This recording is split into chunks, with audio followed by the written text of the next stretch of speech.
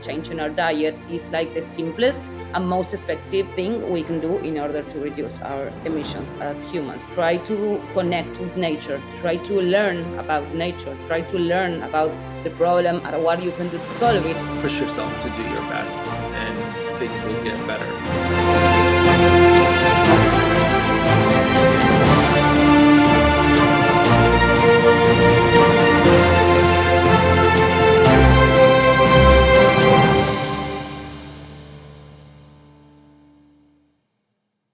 Welcome to Compassiviste Dialogues. I'm Ali Horiad. My goal in this program is to educate our audience about social and environmental issues and on how we can help.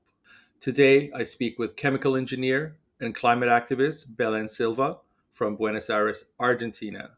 Belen is a specialist in carbon accounting and mitigation and offsetting strategies for public and private sector companies alike. She's the founder of Project Idonella and currently developing Carbon.me, which is a startup focused on making carbon footprint accounting efficient and accessible to all companies. Her focus, her passion, and her dedication is to raise awareness to the importance of carbon footprint calculations to hopefully catalyze the net zero target, as she says. Together today, we will discuss the importance of the environmental issues that are rocking the world today. So, welcome, Belen, and I'm happy to have you on the show. Hi, Ali. Thanks so much for the introduction. And before we talk about climate change, I want to know what personal events caused you to observe and believe that the environment is essentially the existential issue today. What happened in your life to make you choose environmentalism? Yeah, so initially, as you said, my choice of career is chemical engineering, which has nothing to do with environment. So that tells you that rationally, I was not thinking like when I was young, I want to do something about the environment. But in my interior, I knew that that was something I wanted to do, and so I picked like a very difficult career to make in order to be able to do big stuff after that. But I knew that there was something going on. I knew like maybe my friends and so many people I saw seeing all these people unaware of the problem, of the contamination, of the pollution in the cities, of the temperature rise. Like when I was young, maybe I wasn't like an activist like I am today, but this unawareness of everybody that was around me was something that I just said, okay, I have to do something because nobody is doing anything. And in my family, even like no recycling, no diet shift, no nothing. And so I said, okay, maybe this is on me, right? So it became your fight, kind of, to bring the awareness to your surrounding and your community at first, your friends, your family, and spread from there, Yeah. basically. Okay. Yeah, so when I started my career, I worked in a car factory, Mercedes-Benz here in Argentina. And I did work in the environmental department. Somehow I got that job. Like I didn't even look for it. I just went to a trainee like interview and said, do you want an environmental job? I was like, yeah. Okay, so I got that job. And I remember nobody recycling. Like they had so many plastic bottles, like everybody was grabbing plastic, and nobody was recycling. I was like, it's such a big factory. And I remember going with my bag and carrying like in every desk, and then I bring it to my house and put it in the recycling bin and say, okay, this is like, I always try to do something like that was, in my, and right now this is like my life, but it started like very small. Okay.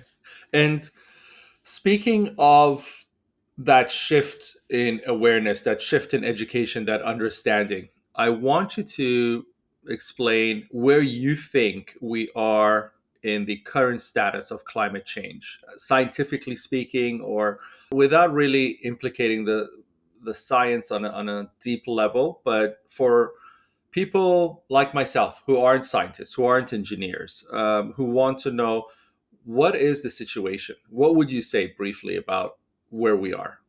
Yeah, so the problem is bad now and it's getting worse. Like this is like in a very general way, and it's getting worse because there's still like no, we are nowhere close to the level of awareness that we should be having for the magnitude of the problem that we're experiencing now. Like the temperature of the Earth has already rise like 1.2 degrees Celsius in only 70 years, which is like such a short amount of time for this temperature increase, and it's projected to increase to 3 degrees Celsius. And this temperature rise should be seen like a fever of the planet. Like it should, you say, okay, 1 degree, it's not so much. Like why so much bother, you know? But this is like a fever. If you have, 38 degrees Celsius of fever, or you have 41, like what happens? Like the symptoms are so bad and so much worse. Like with every degree, or with every degree Celsius, like the situation gets much worse and much irreversible. Like this is why we're talking about tipping points, because like melting of the glaciers, sea level rise, there are some events in the earth that we are not going to be able to reverse if they happen, like complete melting of the Arctic ice, or some of the acidification of the oceans, because so many coral reefs are dying, and there is no going back, like at least for uh, like human existence here. And so, yeah, we are in a bad situation right now. And, even politics, like to make an example right now, like last week finished the COP28, we already talked about this, and they say like nobody is already, making a plan to phase out fossil fuels, which are the main cause of this problem. Like nobody, they say, okay, we should transition away from this, but nobody's taking this situation seriously. So if the environmental most important people in the planet who gather at the COP28 are not taking this seriously, then how are we expecting like normal people, like my friends, my family, and everybody around us to be taking this as a serious problem? And yeah, that's, I think that we are very far away from the situation that we need to be in order to reverse this issue.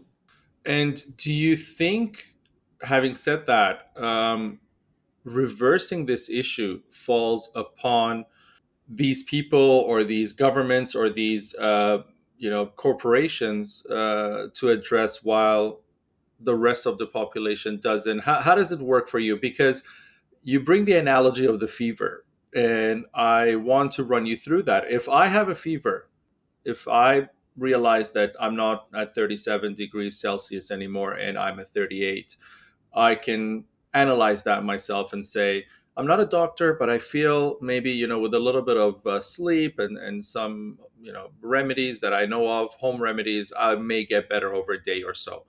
If over a day or two I notice I'm at 39 or 40, then that should trigger my sensibility and my logic to seek help. That should trigger me to go to the doctor. What I'm hearing from a lot of people is the government should come, the hospital should come and check if I have a fever. And that doesn't make sense to me, because the government cannot be responsible for checking everybody's temperature every day or twice a day to make sure that everybody's in good health, right? So some of this onus falls on us as people to do something about it, and not you know even put all our eggs in that one basket as the government to support and rescue us. Because like you said, if they're on the wrong trajectory, then we all perish.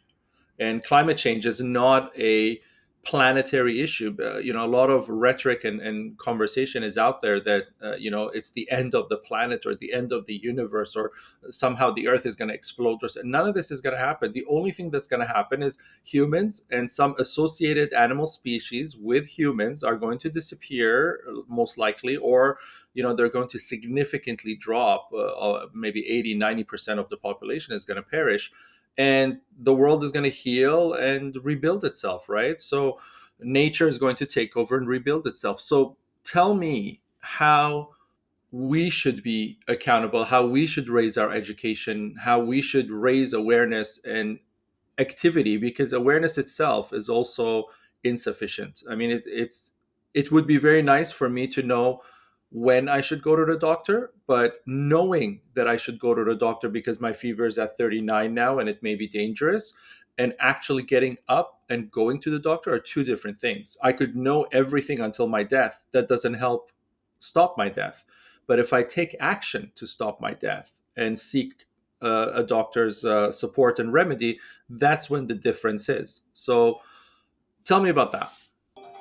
Okay, so yeah, what I think is that for on one side, like this is an education problem, like you said. Like on the one side, we have like the environment has been like like environmental issues for some reason, like spiritual, motives have been stigmatized. Like for so like this is a hippie thing. No environment, so veganism.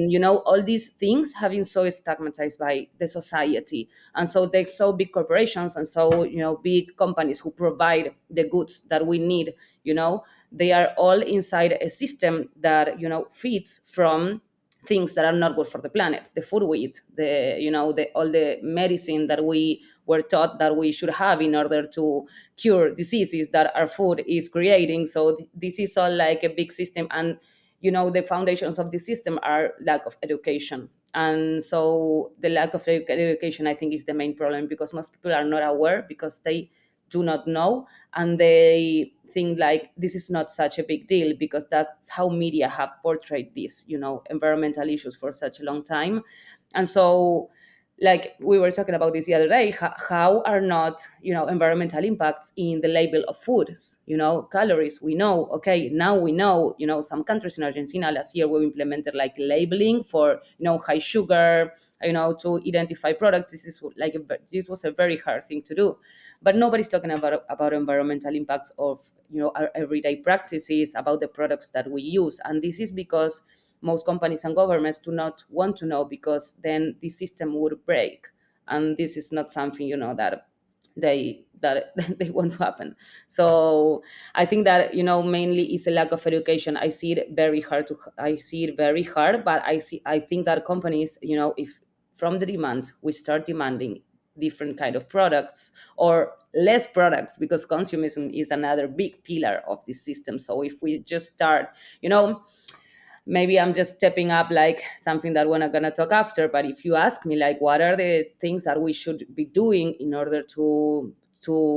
fight this crisis from the demand side, these are like the simplest things. It's like consume less, eat sustainable products, which is like sustainable diet, available for everyone. This is nothing that is expensive. So the simplest and cheapest things are the ones that have the biggest impacts, but nobody's talking about that. They're talking about carbon capture in faraway deserts. They're talking about so much technology around this issue, and they're not talking about consume less.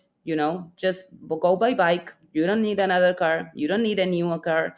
You can eat a sustainable diet and shift 50% of your emissions, but nobody's talking about that. They're talking about making plant-based meat in labs, which I think is great. I mean, technology, I embrace technology, but it drives me crazy that governments and companies say, okay, yeah, we want we want to help the climate crisis, but nobody's talking about like these tiny things that are the most effective. You're absolutely right. I myself advocate for realizing that overconsumption is the problem, and not the lack of technology, or not other issues that are going on. And the issue with overconsumption, like you said, tying it to the system, is an issue of capitalism. If we don't grow economically every year, we fall into a recession. And nobody wants a recession, because it affects us as people, never mind the government, never mind the big business, who eventually get bailed out. But it affects the average person. And because it affects the average person, we must overconsume to save ourselves, essentially. So it's this vicious cycle of saving yourself by destroying yourself in the long run. Yeah, and you never get to be happy enough, because it's never enough. Like Right. you can have so much stuff and never be happy, and nobody's talking about that. Like, Right. are you Excess. depressed? Okay, go Yeah. take some medication. Go, go out with your friends, drink some alcohol. No, that's not the real issue, Right. So nobody's talking about the real solutions, and what everybody wants at the end of the day is be happy. That's why they buy so much stuff, because they think that that's gonna make them happy, and Mhm. that's like a never end story.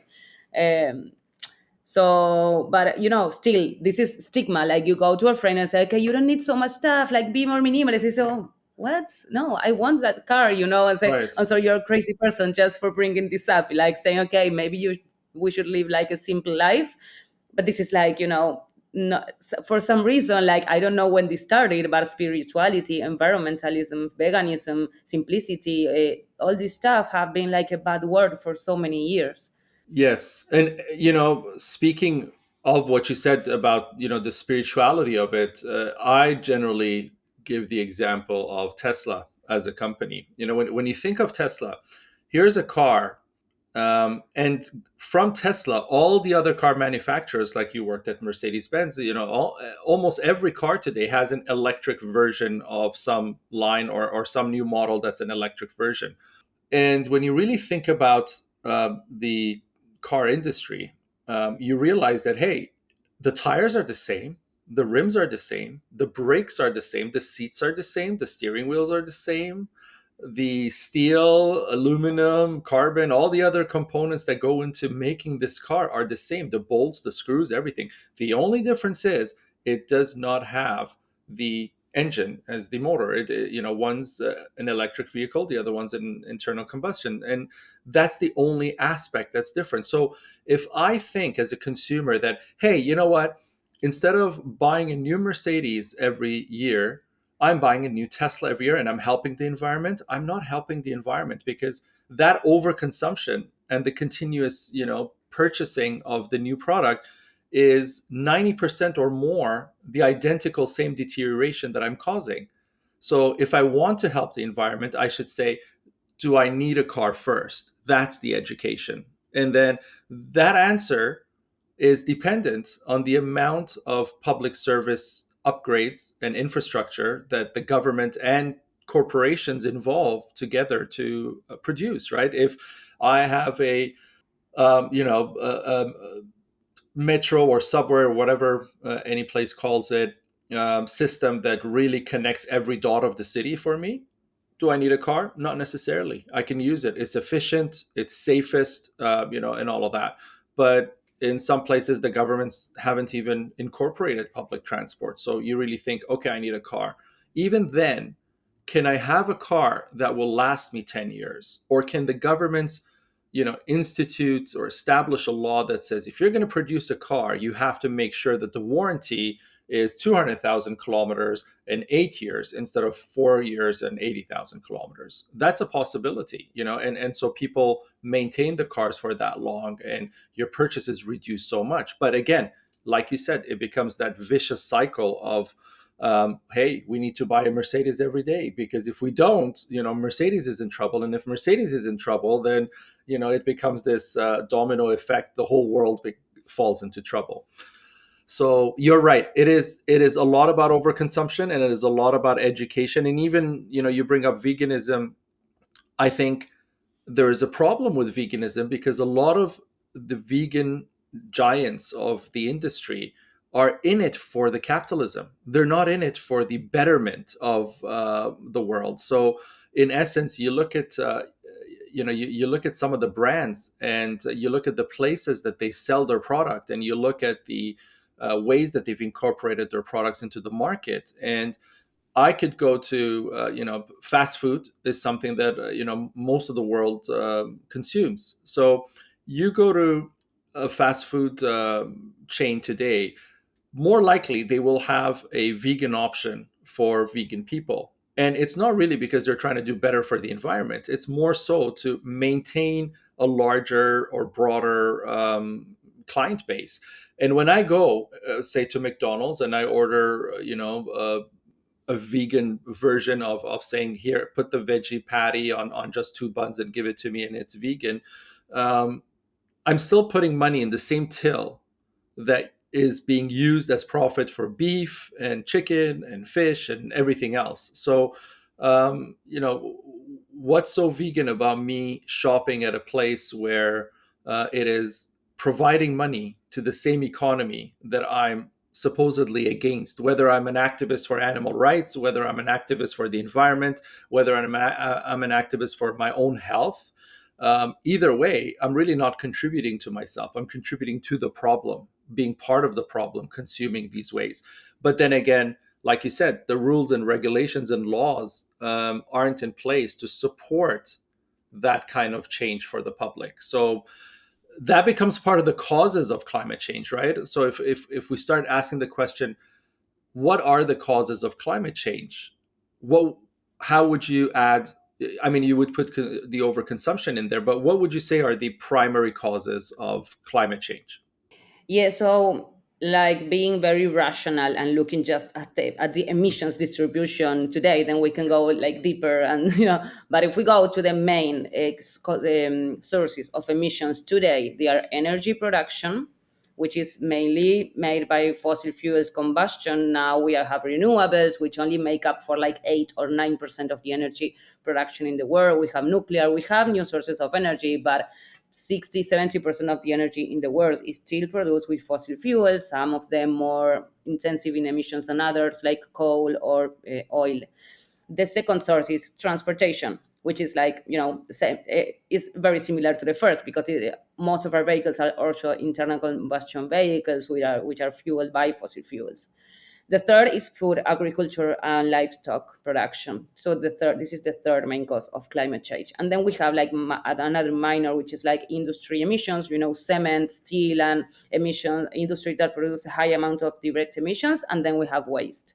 But the three elephants in the room, are energy production, transportation, and the food we eat.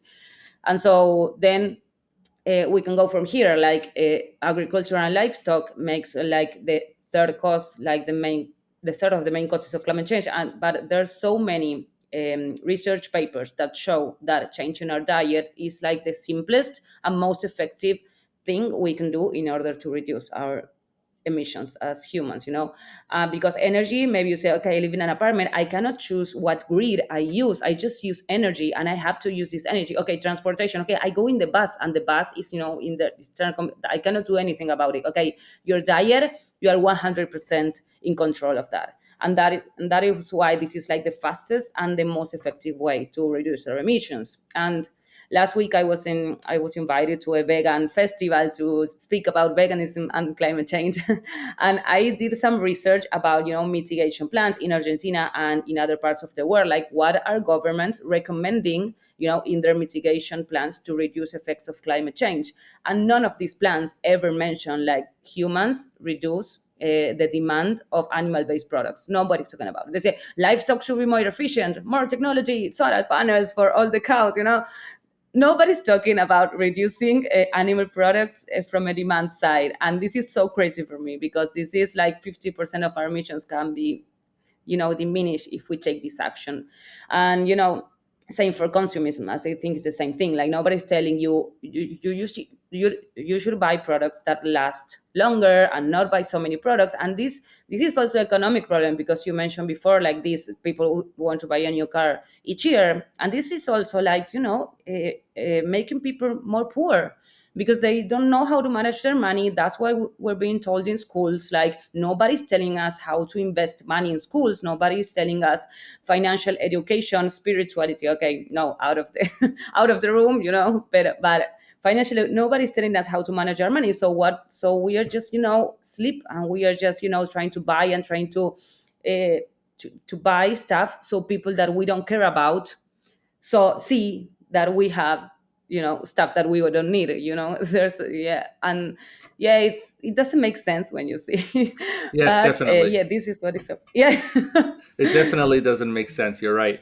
And again, you're right about raising education there, and you mentioned those three main causes. And it's funny how, when you think about those three causes, not a lot of people will remember energy as number one, but they may think that waste is number one only because of the amount of education that is passed about waste, like recycling and all the things that we have today in most parts of the world.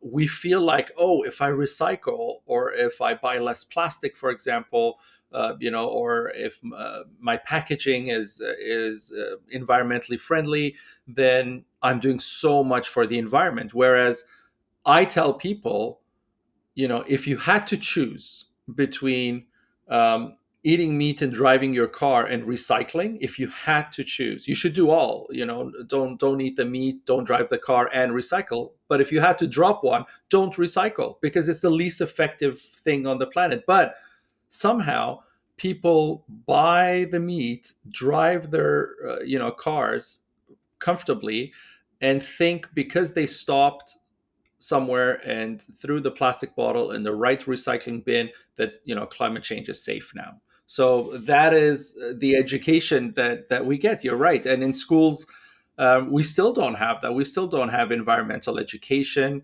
We still don't have any spiritual education. And spirituality is not religion. I understand a lot of democracies and a lot of states having a secular approach to education, but talking about spirituality doesn't mean that you have to include a Roman Catholic religion, or a certain sectoral religion that people follow. You can just include the spirituality of, this is the planet. We have to love. We have to be in tune with the planet. We have to do what's best and respect and talk about the rights of every person and animal and the planet, essentially. But we don't do any of that. So lack of education, overconsumption, capitalism, these are the causes that create the energy crisis, that create the transportation crisis, that create the waste problem, and all of that.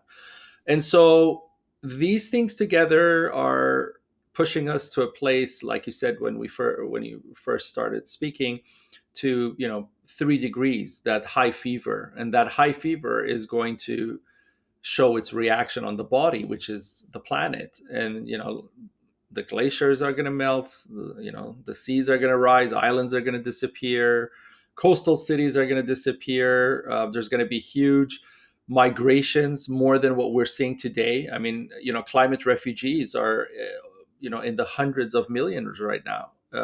And people aren't realizing that's a huge chunk of the world population that are climate refugees.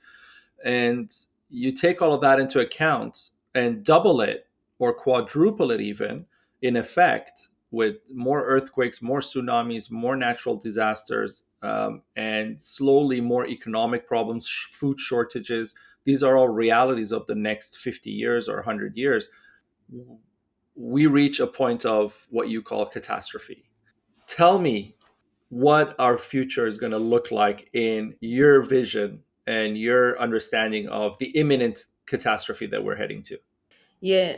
So I think like all of this is gonna happen. I add to your list, like heat waves are gonna get worse. Water Mm. scarcity, like there's already countries like in Africa, they don't have enough water, and so people are gonna start migrating to look for countries that have enough water for them to have. Maybe technology is gonna start making processes to make more efficient, to desalinize oceans water. This maybe is going to happen, but it doesn't solve the root cause. What I think is going to be like a big issue in this catastrophe is that as we don't have financial education in school, we also do not know how to connect with nature. You leave any kid of the city in the middle of the nature and say, Mm-hmm. okay, is Mm-hmm. this poisonous? Can you build a house here? Can you drink this water? Can you? And then and that's gonna be a big problem because we are not aware and we do not know how to connect with nature. We haven't been educated to do that. And in the crisis, in this catastrophe, where a lot of homes are going to be lost, a lot of migrants are going to come, maybe they're going to be homeless, they're going to start to look for a place, maybe people in the country are, it's going to be a big chaos. And I think that what we should start doing on top of environmental education is, okay, how can we teach kids or adults even, like how to fix stuff, how to manage yourself in the middle of the night, not in the middle of the nature, but just nobody, like kids right now, they don't know it, they don't even know how to fix a light bulb of a Mm-hmm. fridge. Because we are so useless. That's how the system wants kids and people to be purchasing services, purchasing a good, purchasing a new bulb, not being able to fix anything. And that's going to be a big problem when we lack the resources and we have to start and Today we're seeing like resources are infinite.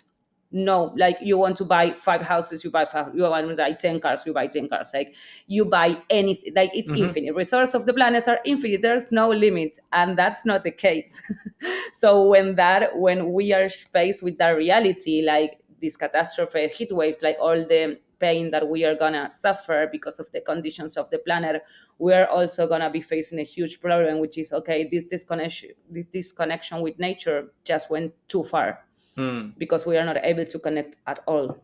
you're right. You know what? On that point, I was speaking with someone over dinner one day, and we had a bottle of water, on the table. And she said to me, she said, "You see this bottle?" I said, "Yes." She said, "There will come a time that we cannot have this bottle in the cleanliness that we have it now." And I said, "What do you mean?" She said, "Well, we don't get water from the universe. We have, as a planet, a set amount of water that has been there for about 5 billion years. And this doesn't change. It's the same amount of water that keeps, twisting and turning around from our internal environment to the planet, rain back, to evaporation and back down, and all that cycle." And she said, until recently, we were never polluting the water over the 5 billion years. It was polluted in the sense that, it could be cleaned through the rivers, through the streams, the ways that the water and nature itself, like you mentioned, cleans the water. But now we're putting forever chemicals in there. We're putting pollutants in there that cannot be cleaned, that cannot be removed from the water. And slowly, we're going to consume more and more of the pollution. And it will come to a point where the water is completely toxic.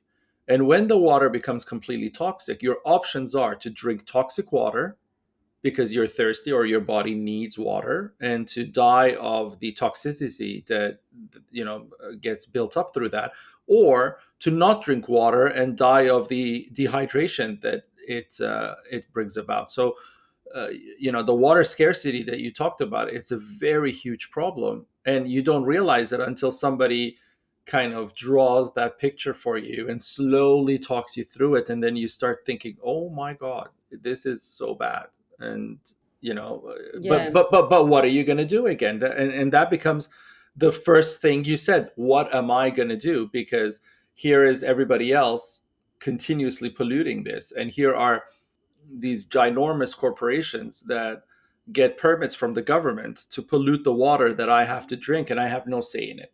I have no rights about it. I have no voice in it. I can't even vote in it. There's nothing I can do. In the greatest democracies that we have, I only get to vote for my president, not even members of the cabinet, because those get chosen by the bodies that win. I only get to go one time to the voting platform and be happy with the vote that I have. And even then, it's really close these days. It's about like 50% losing, winning is almost by minimal points. And so you live in these oppressions that there's really nothing you can do by a capitalist society. So you're right, the catastrophe is imminent by the looks of it. Now, we don't give up. Not just humans, animals. If you ever see the lives of any animal, humans alike, we have this embedded feature and trait that looks to protect life, looks to save life. We're not generally, as creatures, walking off cliffs and killing ourselves at 20 years of age.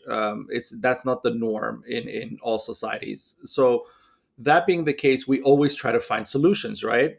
And that's why you're doing what you're doing. I mean, you're not sitting here saying, I know the catastrophe is coming.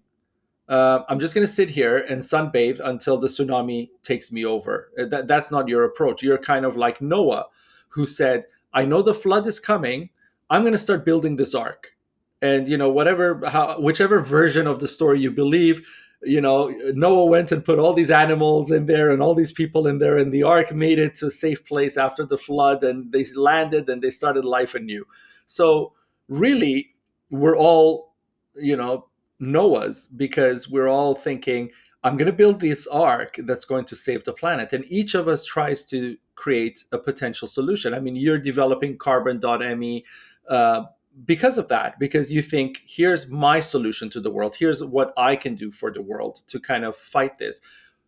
Is there a solution really, or is this just us trying to feel better in our final moments so that we're not panicking and in anxiety, and the world is in chaos? Because if the president of the United States gets up tomorrow and says to the world, I have a brief, and enjoy your last 3 months because we have science that says in 3 months we're all going to die, there's going to be huge chaos in the world. And I think every person internally is fighting that chaos by creating some solution of their own when they become aware and intelligent about the problem.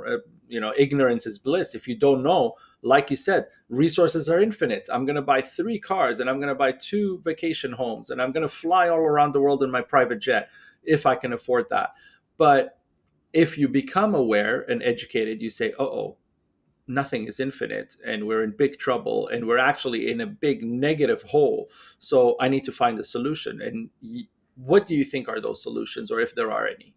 Yeah, so I think definitely we're gonna see like big chaos in the next years. Like chaos is gonna come first, then change. Change is gonna come like real change, like Right. the ones that we need. Like real change. What I mean by real change is us being 100% conscious about the impact that we have in the planet and that our activities have, and say, okay, I have to drive a car. Do I really need to drive a car? Like, do I really need to buy this? Like, that is going to be the real change. Like, no technology, shift, nothing so special. The change is going to come when, as humans, realize that we don't need so much stuff. It can be so much simpler, but that's going to come after, massive chaos.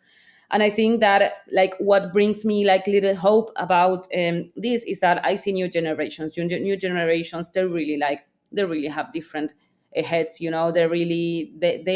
are not like their grandfathers or their fathers who build an industry and need so much money. Young kids, 18, I'm traveling, I don't need that much money.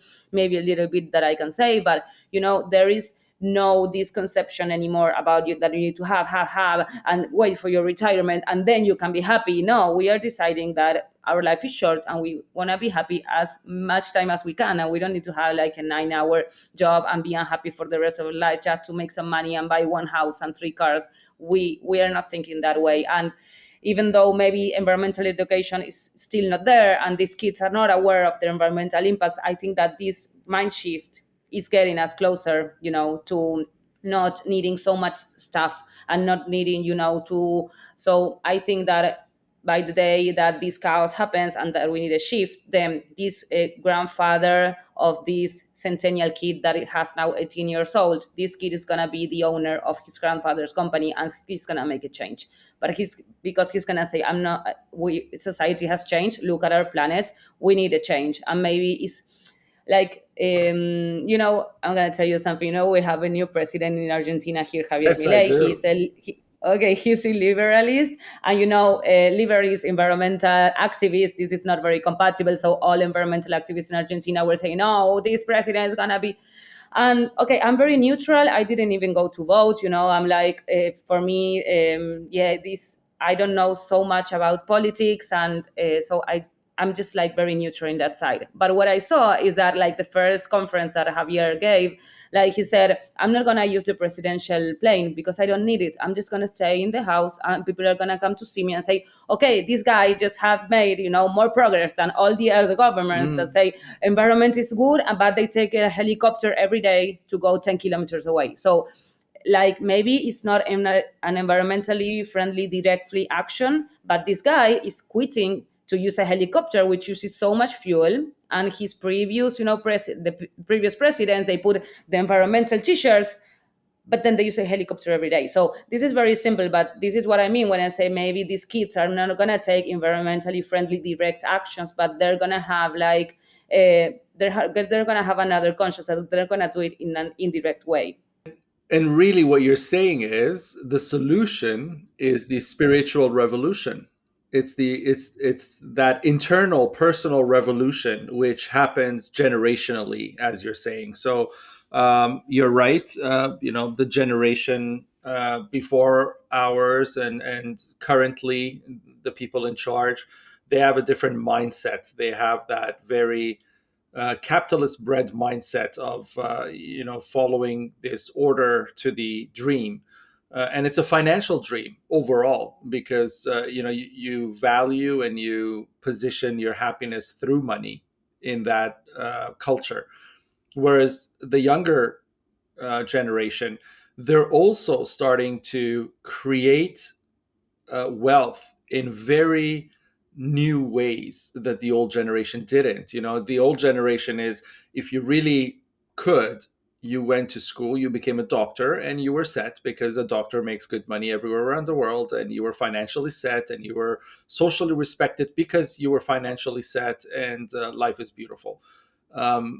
Today, a lot of children are making a lot more than doctors were one generation ago, and they're doing it in creative ways, they're doing it in artistic ways, they're doing it in very different ways, while they respect and maintain and have ownership over their time, their choices, their life, and everything else. And you're right, it may just be that the spiritual shift is the answer we need. I believe that as well. I believe there is no technology that's going to solve overconsumption, because even if all of our consumption right now, with some technology, if something like Microsoft came out, or Facebook, some new thing came out and said, boom, here we go, we took all of the emissions away, there's no more emissions in the world, it's solved.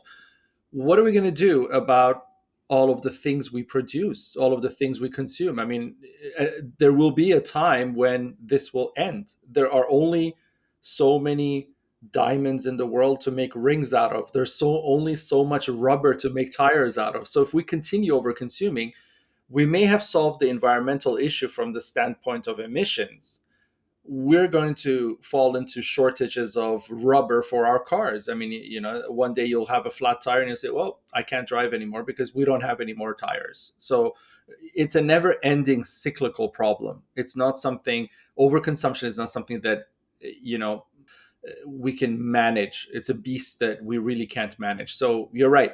The spiritual mind shift, that conscious consumption mentality, that's really the solution. And I agree with you fully there. And thank you for bringing that, because a lot of people don't say things like that. They say, oh, we need to invest in these environmentally friendly companies, and they throw these SDGs and all these other words in there. And you think, okay, if I invest my money in these places, that's what's going to be the solution. And it's not. It's always going to be less consumption, more mindfulness. Yeah.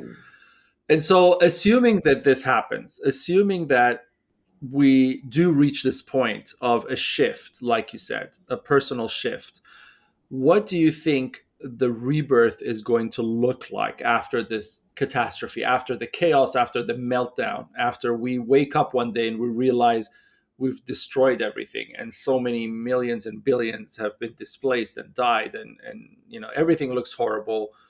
We get up and we say, because we're resilient, because we are human beings, we're going to say, no, no, we have to rebuild. And we know this because it's happened over and over and over again in so many regions and countries with other types of destruction. You look at Japan, World War II.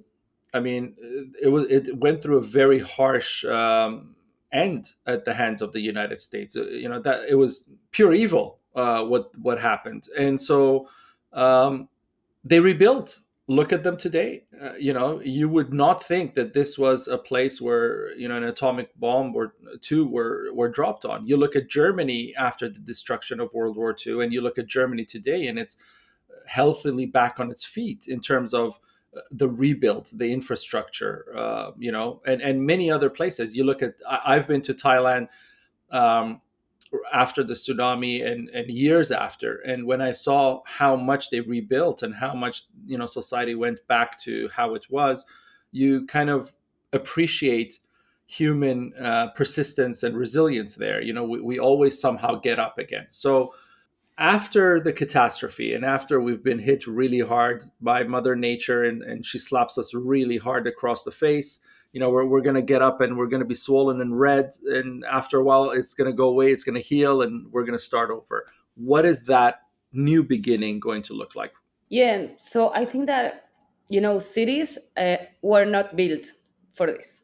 So cities, like most cities, are not gonna be habitable after, this chaos, because it's gonna be so hot in there, and it's gonna be like sea level rise, and it's not gonna, like, we humans maybe are not gonna be able to live there. But also, if we achieve this internal shift, like this mindset shift, and we say, okay, this is not what we need. We need another thing. We don't need to consume. Happiness is somewhere else. So I think that inevitably people are going to start going to live in places where they can connect better to nature. And all these digital jobs, like, nobody needs to be in an office anymore.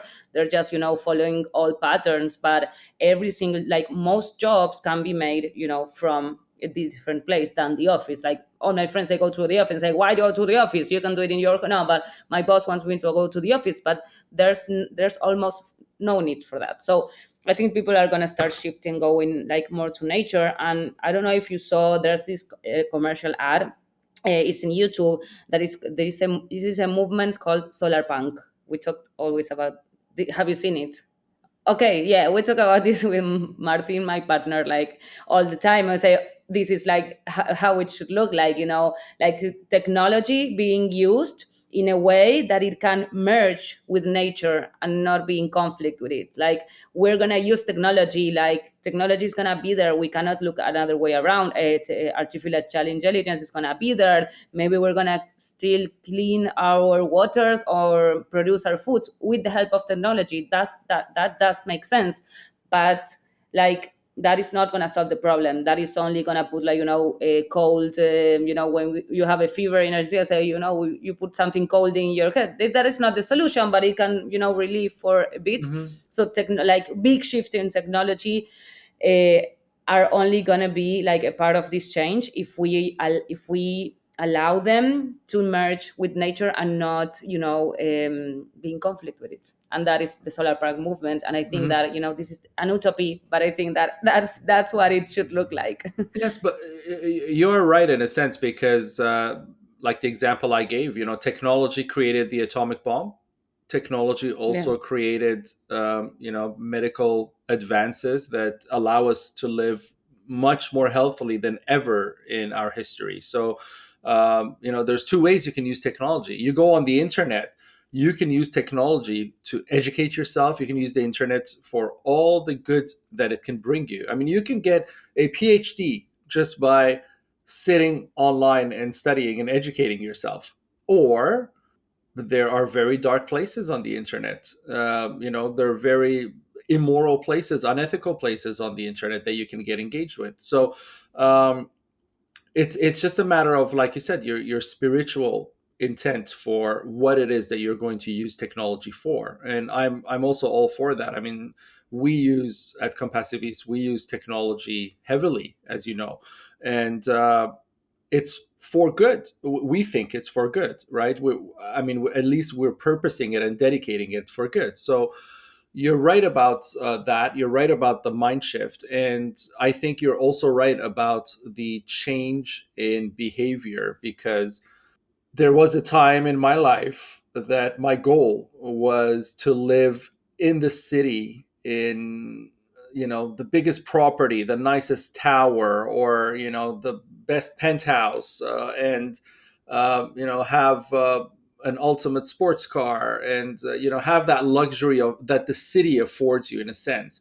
And I slowly shifted from that to wanting to live in an more or less isolated place where there's nature around me, where I can see the ocean, where I can uh, you know have my little farm of my own in my little area, and have neighbors that I know, and have some peace and quiet and tranquility and safety, in a sense. And I still do my work. I mean, I can still be here speaking with you because technology is amazing. We can do everything that we do. And so I think a lot of people are starting to feel that, but we may need a catalyst to kickstart the change. So the catastrophe, as much as it's awful, um, on the other side of it, when we emerge from it, it may help us to restart a humanity that's actually human. this time around. So now that we spoke of all these catastrophic moments, and people are probably like myself now imagining maybe I shouldn't live by the ocean, that's going to be dangerous, and all these things that we're going to start worrying about. There is a thing, climate anxiety. A lot of people have climate anxiety today, and it's not a matter of education. I mean, you could be educated about the climate, you could be ignorant about the climate, you could know, you could not know, doesn't matter, but you have a certain level of anxiety, and that's growing. I think people are feeling helpless. They don't know how to act or react to the circumstances and the situations and what to do to make things better. And especially people with children today, they're feeling very guilty and hopeless, to give their children a world that they can step into, that's beautiful, that gives them all the opportunities that really they and their parents' generation had in that breakthrough years. So what would you say from a spiritual perspective, because you bring the holistic and nature up, in much of your conversation, and so believing in nature, believing in the spiritual shift that can make this difference for you, how do you mitigate climate anxiety? How do you stop that? I don't know if this is very spiritual, but I think that climate anxiety, maybe the medicine is the same as normal anxiety, right? Like, let go of things you cannot control and just be in control of what you can. And so what you can be in control is talk about your friends about that there's a problem, be a different person like in your actions, and that is going to inspire so many other people. That has a butterfly Mm, effect. So even if it's very small, the things that you do that you can control, you cannot control everything else. So that the same for normal anxiety, right? So right. if you have yeah, do your best in the things that are around you, educate yourself, not so much scrolling in social media. You can scroll like for 5 minutes, but then like go to somewhere like with a little more of a background, like academic background, and then you can do a course, you can go Hmm. to a professional who knows about this stuff. But like, try to do every day your best. Try to connect with nature, try to learn about nature, try to learn about the problem and what you can do to solve it. But do not worry about maybe all the oil and gas extractions in Alaska. That's a problem, but I'm not going to cry for that, because there's nothing I can do about it. Right. What I can do is maybe okay, I'm going to talk about it with a friend, but I'm not going to be anxious about it. That's not going to destroy my day, because there's nothing I can do about it. So maybe that, like, put more effort in the things that you can control and do your best every day. And this is amazing if a big collective of people can think this way together, because that is where you begin to see the difference. If I do my part and you're equally doing your best, and everybody's equally doing their best in the capacities that they can, then of course it's going to make a difference, right? Of course it's going to change. But you're right, to sit there and worry, it's kind of like the news, right? I mean, we sit there and we worry about so many news that hit us on a daily basis, especially with technology today, that we get the news from every corner of the world, and it becomes depressing. And I say, try to do your best, and if everybody in every space, every region does that, then maybe we can make the news brighter as opposed to darker. And you're right about climate as well. It's the same aspect. Try to not try to, but push yourself to do your best, and things will Yeah. get better. Okay. Yeah. Great. That was amazing. Thank you for the education. Thank you for bringing the spirituality context into this, and not giving me some scientific and engineering statistic that's going to solve the problems of the world.